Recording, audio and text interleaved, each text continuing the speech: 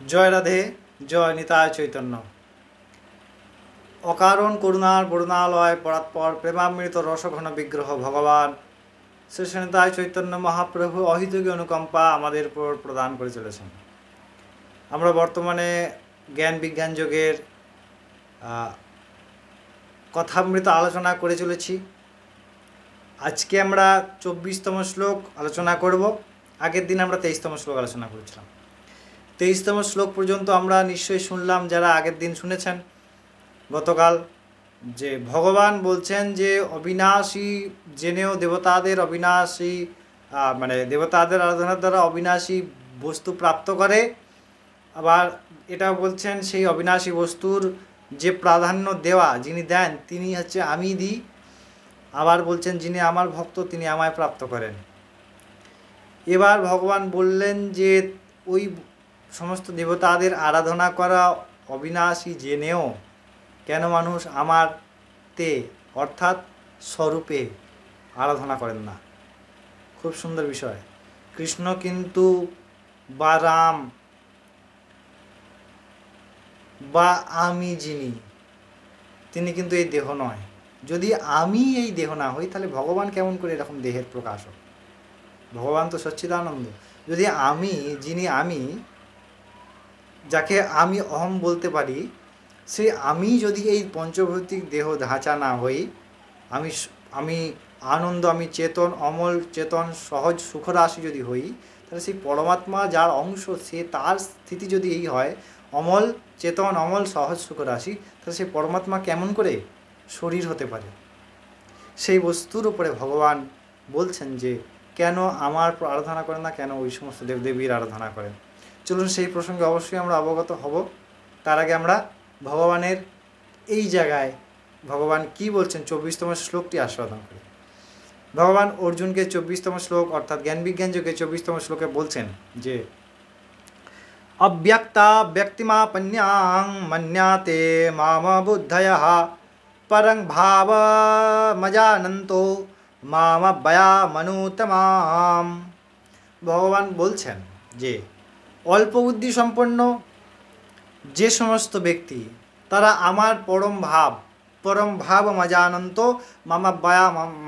মামব্যয়ামনুত্তমাম, অর্থাৎ আমার পরম ভাবকে না জেনে, অর্থাৎ ইন্দ্রিয়াতীত স্থিতিতে না পৌঁছে আমাকে অর্থাৎ পরমাত্মাকেই একমাত্র কার্য এবং কারণের স্থিতি এবং সেই পরমাত্মার সঙ্গে যুক্ত হয় একমাত্র কারণ না জেনে কি করেন, আমার অর্থাৎ ভাব, আমার দিব্যতা, আমার স্বরূপ বোধ না করে কি করেন না, আমাকে একজন শরীর ধারণকারী দেহধারী মনে করেন।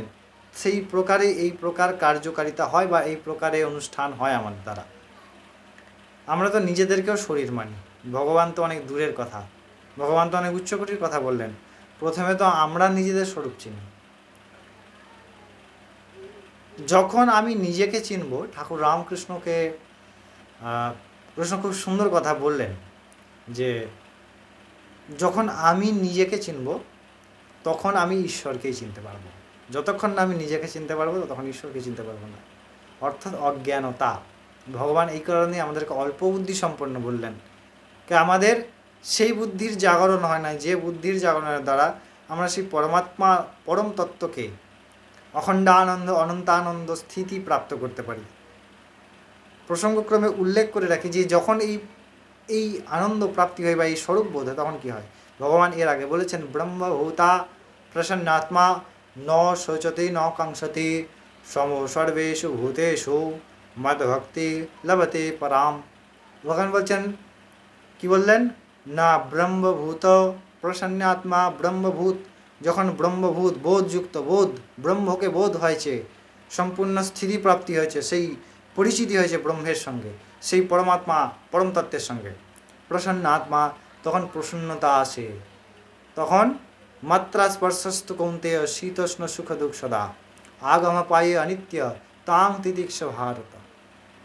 অর্থাৎ তখন না আমায় দুঃখ, না আমায় ক্লেশ, না আমায় দুঃখ গরম, না আমাকে উষ্ণ, না আমায় ঠান্ডা, কোনো প্রকার দ্বন্দ্ব আমায় পরাজিত করতে পারে না। কারণ আমি এই সমস্ত বস্তুগুলির মধ্যে কোনো রকম ভোক্তা বা আশ্রয়কৃত বা ওই বস্তুর গ্রহণকারী নয়, বা ওই বস্তুগুলি, ওই দ্বন্দ্বগুলি আমাকে আশ্রয় করাতে পারে, বা ওই দ্বন্দ্বগুলি আমাদের উপরে প্রভাব পড়তে পারে। এই দ্বন্দ্ব থেকে, দ্বন্দ্বের বিমুক্ত ইৎ সঙ্গ দোষা, যখন দ্বন্দ্ব মুক্ত হয় তখন ওই স্থিতির নাম হচ্ছে ব্রহ্মভূত হওয়া, প্রেম প্রাপ্তি হওয়া, ঈশ্বর প্রাপ্তি হওয়া, মোক্ষপদের অধিকারী হওয়া।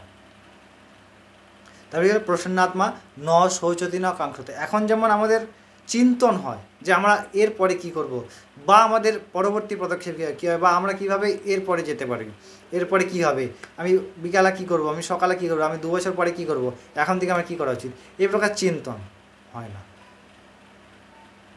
ব্রহ্মভূতা প্রসন্নাত্মা ন শোচতি ন কাঙ্ক্ষতি সম সর্বেষু ভূতেষু মদ ভক্তি লভতে ফলাম। তখন আমার ভক্তি লাভ হয়, আমার ভক্তি প্রাপ্ত হয়। অবশ্যই এই শ্লোকের অর্থ আপনাদের বোধগম্য হয়েছে আশা করি। আমার যতটুকু স্থিতি আমি সেই প্রকার ব্যক্ত করতে পারলাম, তার বেশি তো হয় না। সচ্চিদানন্দের কথার অর্থ আমাদের দ্বারা বোধগম্য নয় যতক্ষণ না সচ্চিদানন্দ হয়। সচ্চিদানন্দকে সচ্চিদানন্দ হয়েই দেখতে হয়, সচ্চিদানন্দ হয়ে অনুভব করতে হয়। তাই অবশ্যই ভালো লাগলে সাবস্ক্রাইব করে সঙ্গে জুড়ে থাকুন, এবং অবশ্যই এই কথাগুলি আপনাদের বন্ধুবান্ধব পরিবারের মধ্যে শেয়ার করুন। ততক্ষণ অনেক ভালো থাকবেন, সুস্থ থাকবেন। জয় রাধে, জয় নিতাই চৈতন্য।